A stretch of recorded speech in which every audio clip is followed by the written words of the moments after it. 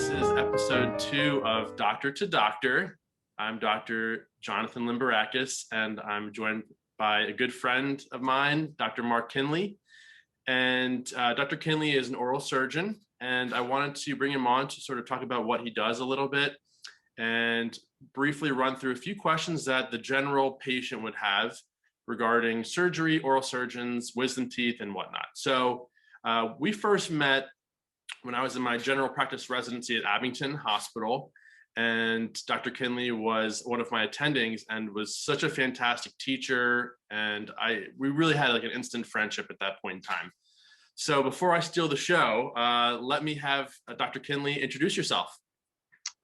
Hello, everybody. As Dr. Limberakis mentioned, I'm Dr. Mark Kienle.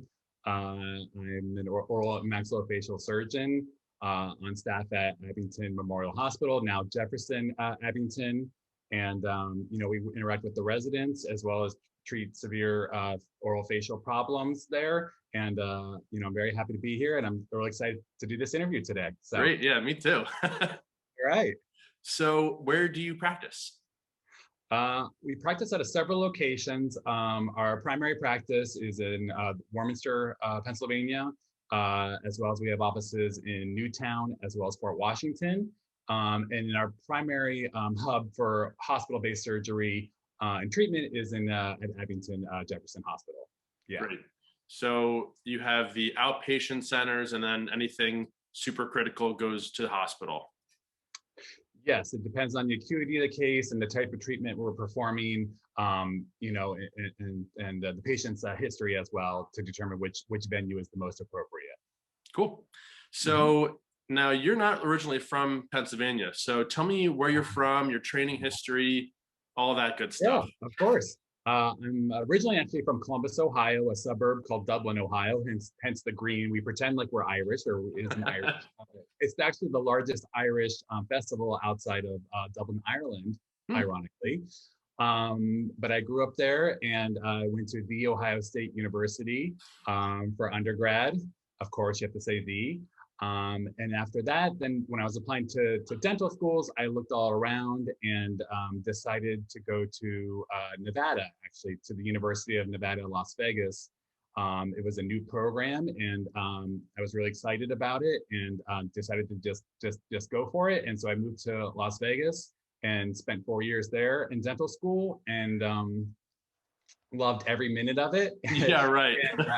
and I missed it dearly, so I try to visit as much as possible now. But when it came time to continue my education, I looked around, and Nevada actually did not even have an oral surgery program. And so I kind of just looked all around and ended up at my top choice, which was the University of Pennsylvania here in Philadelphia. And which was ironic because I'd never been to Philadelphia, hardly Pennsylvania in my life before that. And I ended up coming here for residency, and then ended up really liking it, and found a good niche for myself afterwards. And I've stayed here ever since. That's awesome.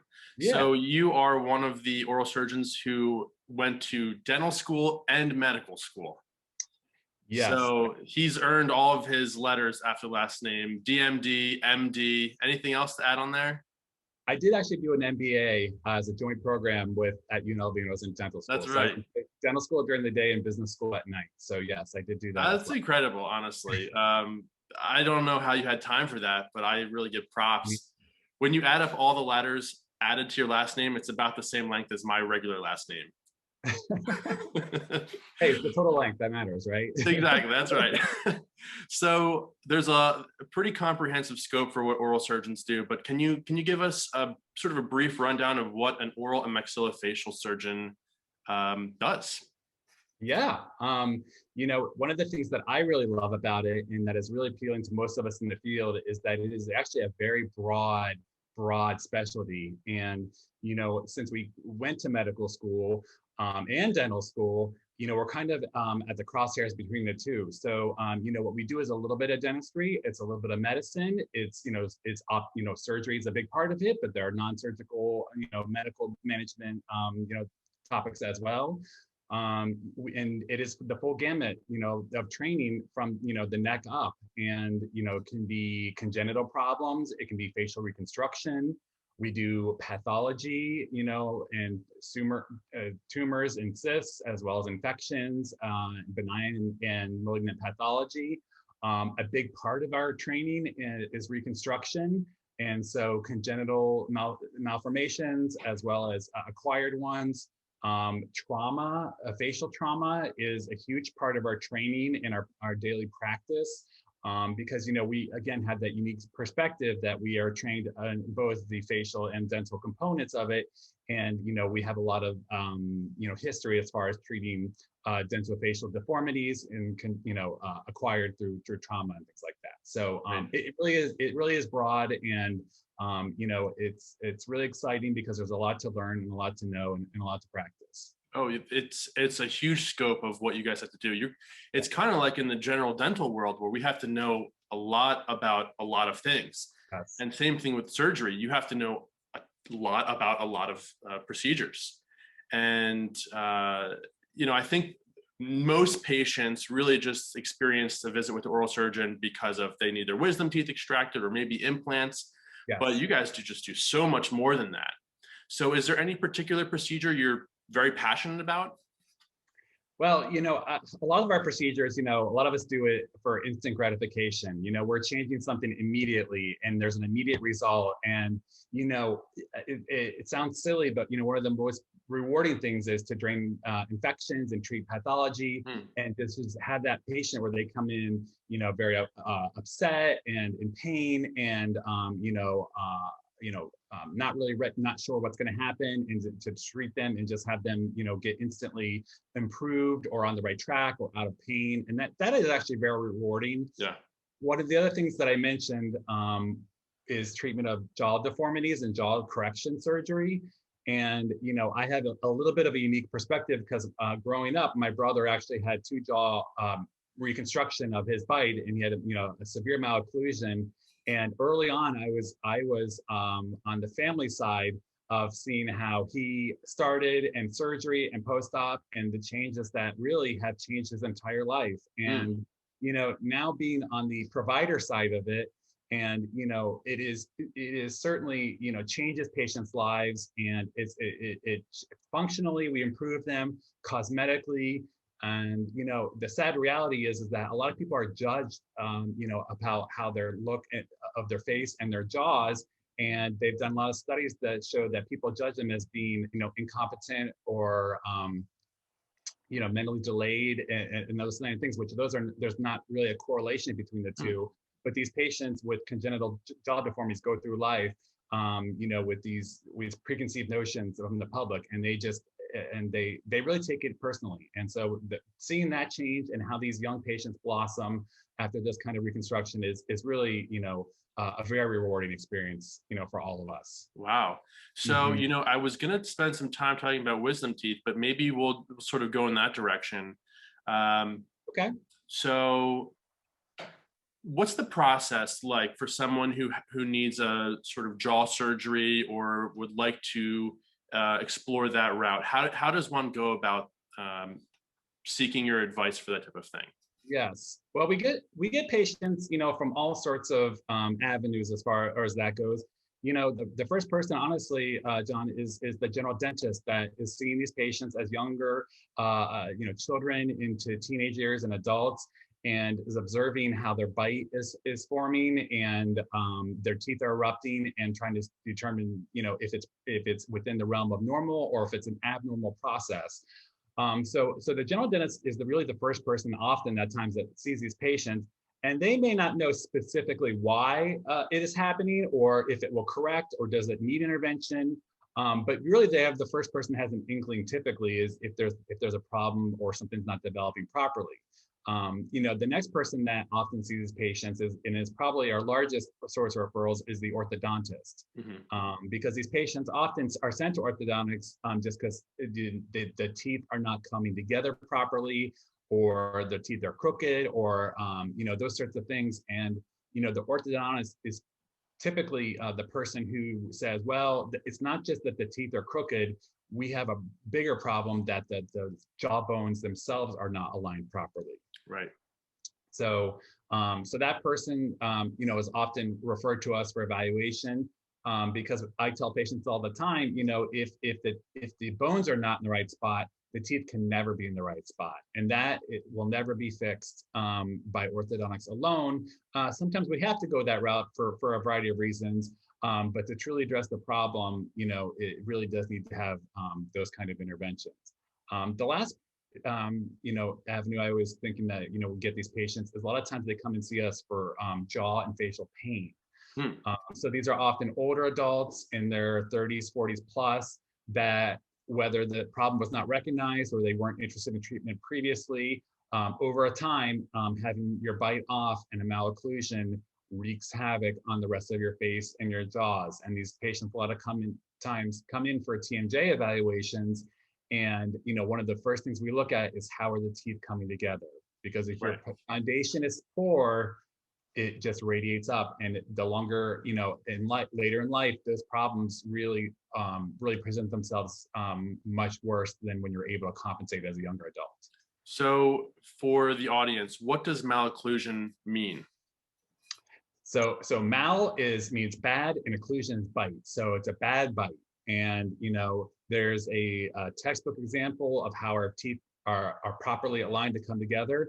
And it's really meant that every tooth should have at least 1 to 2 solid contacts on the opposite jaw to provide the maximum amount of support to the bite, which allows for chewing and function, and keeps things kind of level and working properly.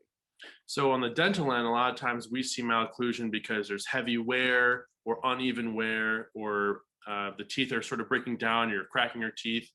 From a surgical standpoint, you might see clicking and popping in the jaw, people referring that to as TMJ, but that's actually a little misnomer because everyone has TMJs, it just stands for temporomandibular joint.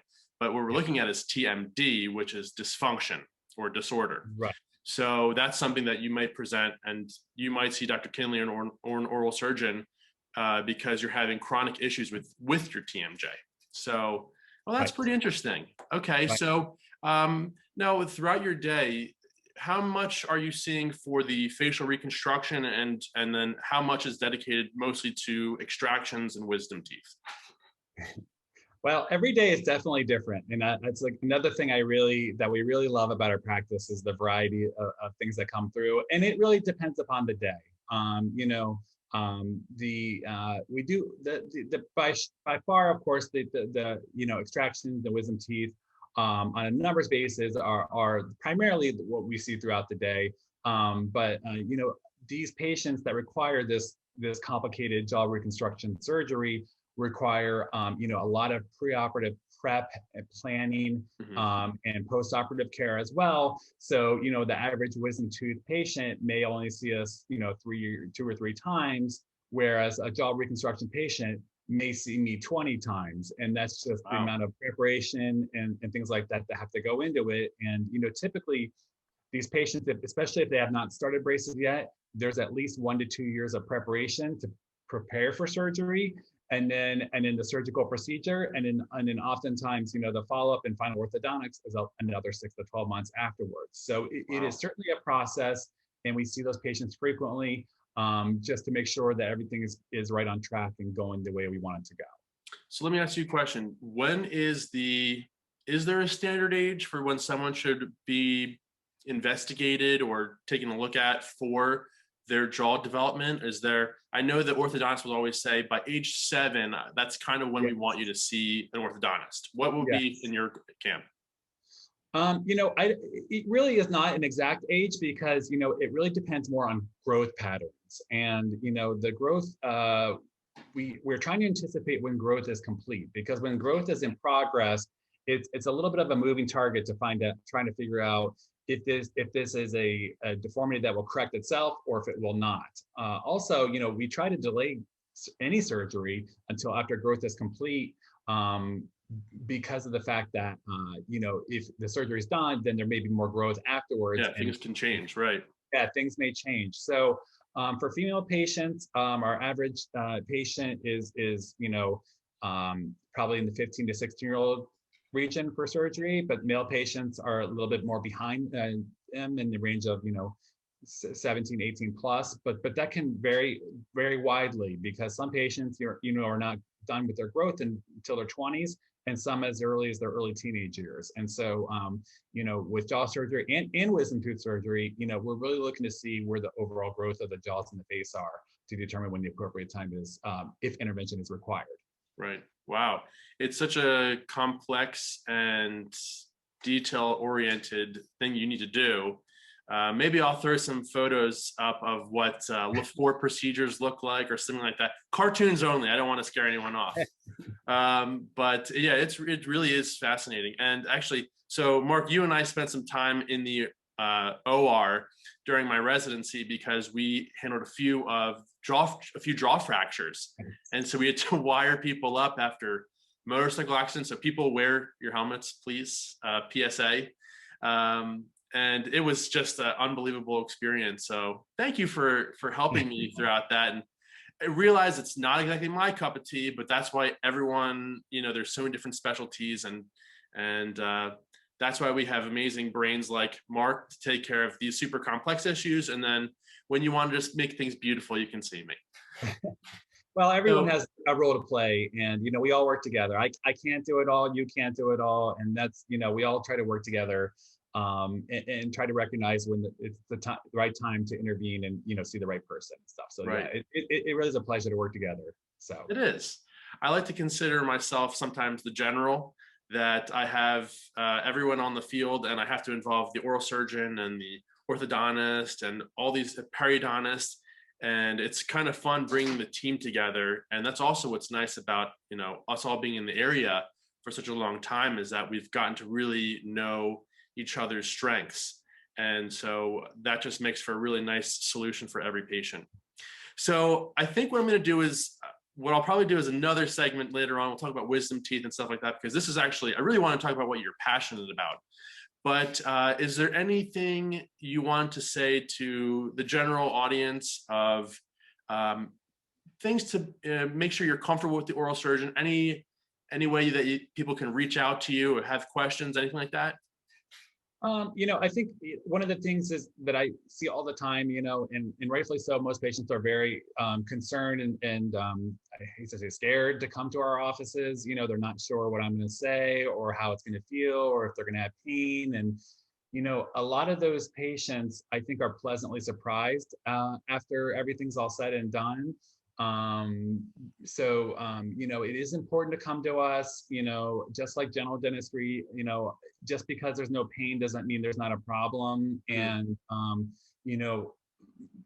the vast majority of things that we do, earlier intervention is always better and has less problems with it. And so yes, we encourage people to come to us if they're not sure, or they were told something they're not sure, to come in for a consultation, and then we can, really look at everything and then decide together, what the best route to go is. So yeah, I definitely, would rather potential patients come see us rather than to try to figure out, on their own. And, like I said, it's makes such a better experience for everybody if you can keep that in mind. That's awesome. All right. Yeah. So I'm going to try to ask everyone this funny question. What is your favorite tooth and why? Oh. Do I have to give a laterality to it, or? No, and just free reign. I will say, the maxillary lateral incisors, number 7 and 10, have just stole my heart. And, those are the ones, those are the ones that, can oftentimes are not the front and center like the central incisors. They don't get quite as much press, but they're very critical to a good smile. And they often, from my standpoint, are one of the most commonly congenitally missing teeth. And they can be a very challenge to reconstruct and, properly, get them back in action. But again, one of the most rewarding ones. So they may be little and not so mighty, but they serve a huge role. So good supporting actor or actress, if you will. So, I like that. That's a great answer. I really like that one. I've thought about it for a while. You know what I mean? You don't look at teeth this long and just not know. You got to know. That's great. Well, thanks again, Mark. And Of let course. us know one more time where you're practicing and how people can find you. Our practices are in Warminster, Pennsylvania, Fort Washington, and Newtown. And the best way to reach us is through our website, OMS Centers. That's an S on the end, .com. And all our contact information is on there, phone numbers and whatnot. So Great. yeah, if anyone needs anything, please let us know, and we'd be happy to see any potential patients. Thank you. Thanks for taking the time. You're welcome. I had a great time interviing you. This Of is course. Yeah, this is fantastic. fun. I feel like a celebrity. You did great. You were born for the camera. Okay. All right, we'll see you soon. Thanks again.